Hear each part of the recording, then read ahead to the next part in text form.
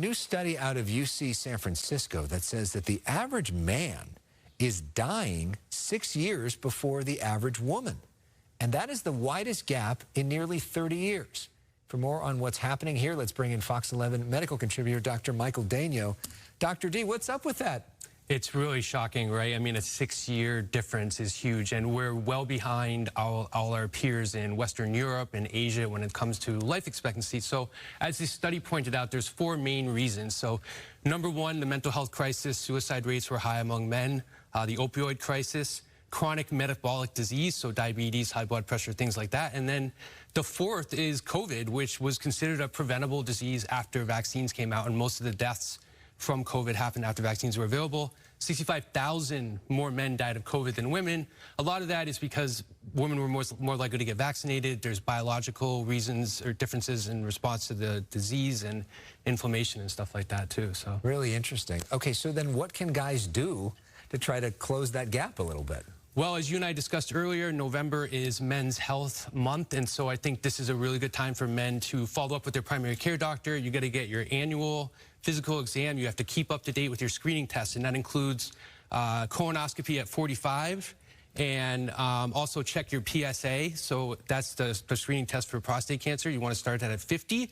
If you're high risk, meaning you have a brother or a father that's had prostate cancer, you have to start that at 40, 45. Do you find that men are less likely to go in and do that sort of thing because they think they're so tough they don't need it? Right, I'm sure that's definitely a role and definitely a part of it, and I see that all the time in the emergency room. Men are less likely to have primary care doctors, less likely to follow up, less likely to take care of themselves. And men literally end up dying because of it. So let's talk about measles. Some news on the measles front that we should pay attention to.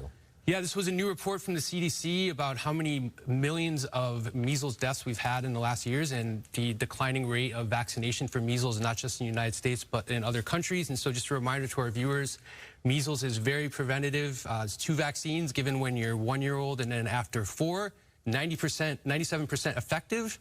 The issue is it's much more contagious than COVID, for example. So if you have a room of 10 people of close contacts, 9 out of 10 of them are going to get infected if they haven't been vaccinated. So it's especially contagious for kids in daycare and settings like that. And so I think the declining rate in vaccination is because of a lot of the misinformation around COVID vaccines, unfortunately. But even if you're concerned about the COVID vaccine and you're worried that it's a little new, right?